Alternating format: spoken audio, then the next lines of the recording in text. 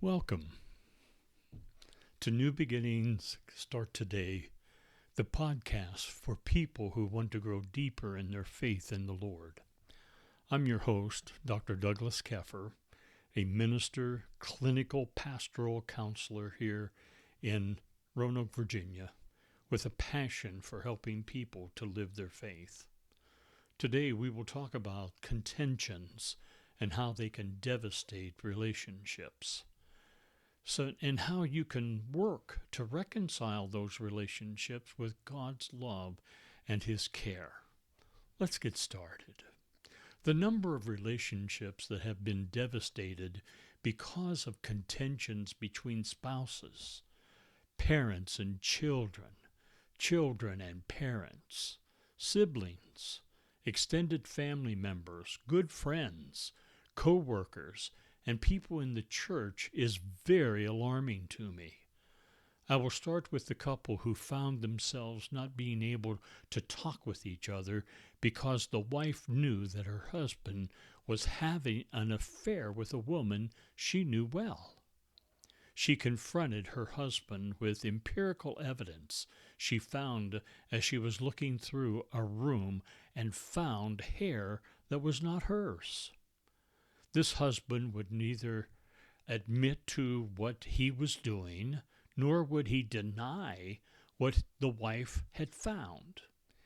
He would change the subject and want to talk about all the wonderful things he has done for her over the years, and told his wife that she was just mistaken about what she had found. The trust has been broken between this couple, and the contentions that have arisen because of these circumstances make it almost impossible for them to be able to talk with each other. They live in the same house, but one lives in her world and the husband lives in his world. How is it possible for this kind of contention to happen? Well, King Solomon tells us as he addresses this very issue when he says, "A brother offended is harder to win than a strong city, and contentions are like the bars of a castle." Proverbs 18 and verse 19. The analogy that Solomon uses in this proverb is very real for what is happening in families today. He is saying that in many ways it is easier for an army to march on a city that is well defended and capture the city than it is to bring reconciliation to a brother that has been offended about some circumstance or situation that has arisen. I know of a family that this happened to because the brother believed that he was the black sheep of the family. He married, and shortly after that he withdrew from the family and refused to talk with any of his siblings or his father, as the mother had already deceased. It took the death of a family member for this brother to begin talking to his siblings again after a 25-year silence. The contentions he imposed upon the family were truly like the bars of a castle. Even today, one of the siblings will not talk with this brother because she still believes that those contentions still exist because of the demeanor he has when she has tried to talk with him. The other two siblings will have a conversation with this brother and realize that talking with him for a few minutes is all that he is willing to do, and that is okay with them. That is better than nothing, even though it is very sad. What causes these contentions among people? The brother of Jesus, James, gives us great insight into how this happens when he writes, "What causes quarrels and what causes fights among you? Is it not this, that your passions are at war within you? You desire and do not have, so you murder. You cover and covet and cannot obtain, so you fight and quarrel. You do not have because you do not ask. James, the 4th chapter, verses 1 and 2. James is telling us that there is a lot that goes on with people that wars within themselves. People live with issues inside themselves that they find it very difficult to deal with. They don't deal with those issues that causes an internalization process that gets them turned crossed sideways. Look at what James says that happens to people when this happens. So you murder. You covet and cannot obtain, so you fight and quarrel. These are very serious things that goes on with people because they would rather be angry or bitter and believe that they should have more than what it is they have. This causes contentions among relationships that are very difficult to resolve, and it causes bad things to happen. The passions that war within people are very real, and they have to deal with. The Apostle Paul tells us what these passions are when he writes, "Get rid of all bitterness, rage, and anger, brawling and slander, along with every form of malice. Be kind and compassionate to one another, forgiving each other, just as in Christ God forgave you." Ephesians, the 4th chapter, verses 31 and 32. There are just too many people who are willing and are living every day with these kind of passions warring within them, and it has become a way of life for them.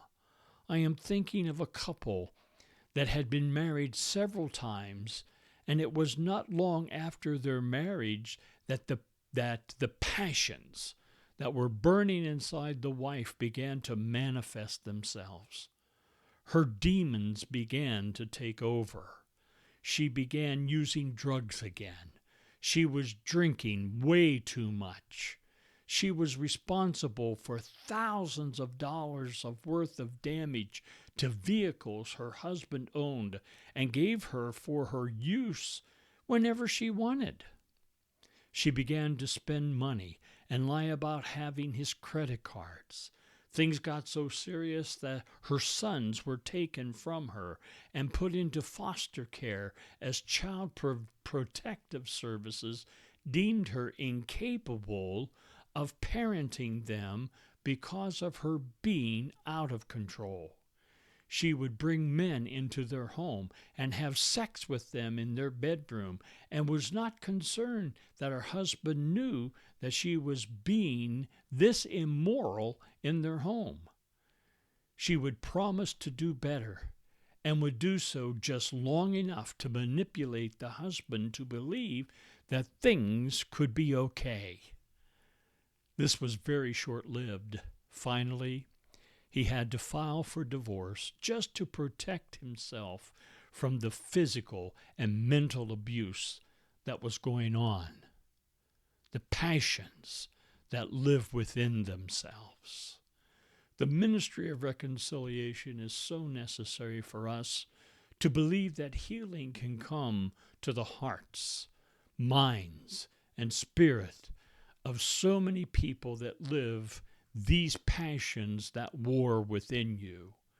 This way of living becomes so common that many people do not even know the effect living with contentions that plague their lives. If you want things to be different with those people you are having contentions with, you're going to have to live differently. Too many times what stands in the way of having a better relationship with those you contend with is that you expect the other person to admit that they were wrong in what they were doing. This allows you to not look at your own behavior to see the role you play in the dysfunction that is going on. The way you combat this in your life is to look at your relationship with God and your relationship with Jesus. The Apostle Paul tells us how this happens when he writes, "Therefore, if anyone is in Christ, the new creation has come. The old has gone, the new is here. And this is from God, who reconciled us to himself through Christ and gave us the ministry of reconciliation, that God was reconciling the world to himself in Christ, not counting people's sin against them. And he has committed to us the message of reconciliation." 2 Corinthians, the 5th chapter, verses 17 through 19. The way you will see things to be different in your relationship with those that you are having problems with is to acknowledge who Christ is in your life. Paul says, "The old has gone and the new is here." We have been reconciled to God through Jesus, and that gives us the ability to have a sense of healing in our lives because of God's love and care for us. The ability to have a fresh look at what is going on with those that you have been having problems with is coming to terms with the fact that you cannot continue to think and thus behave the way that you have been. You will be in control of how you are going to talk and behave when that person comes to you and wants to stir up the situation and get things moving in a negative direction. You will be able to look at that person differently and know that you want to be positive about the issue that they want to raise and continue to be negative about. The tone of your voice is going to be different, to where that you are not going to raise your voice because they are getting you angry. You are going to have a calmness in your body language that is going to keep you safe and not allow there to be an outburst of anger that has happened so quickly in the past.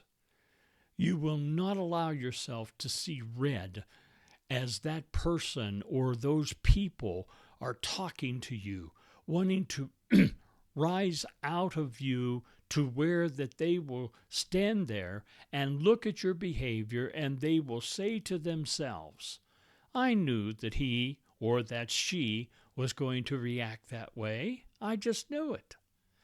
Then from that point on, in that conversation, everything is your fault and you have caused them to be angry with you. They accept none of the responsibility for why things are the way that they are. Friends, this is a very difficult condition that is running rampant in our society today. We are going to have to approach how we interact with those that want to be contentious because they just love to argue about anything and everything. You can do this by adopting this philosophy that the Apostle Paul shared with the Christians at Ephesus. Let all bitterness and wrath and anger and clamor and slander be put away from you, along with all malice. Ephesians 4 and verse 31. You may say to me, "Dr. Keffer, do you really know what it is you are asking me to do?" I will tell you, yes, I absolutely do, because I have to work at this every day of my life. That is true because I have seen firsthand the effect of having people I love live with the attitude and the behavior of hardly finding anything that is right or good or joyful in their lives. It saddens my heart. And I work and I work and I work at not allowing them to pull me into that negativity that they live in. You can learn to live this by adopting this philosophy. I will not allow people to steal my joy or manipulate my circumstances. Thank you for listening to this episode, and I want to invite you to contact me and share how you have given yourself the permission to not be pulled into contentious situations because you know that there is absolutely no victory in that. If you are seeing this on YouTube, please click the subscribe button and the like button. Also click on the share button and share it with all your friends. That'd be so helpful to me.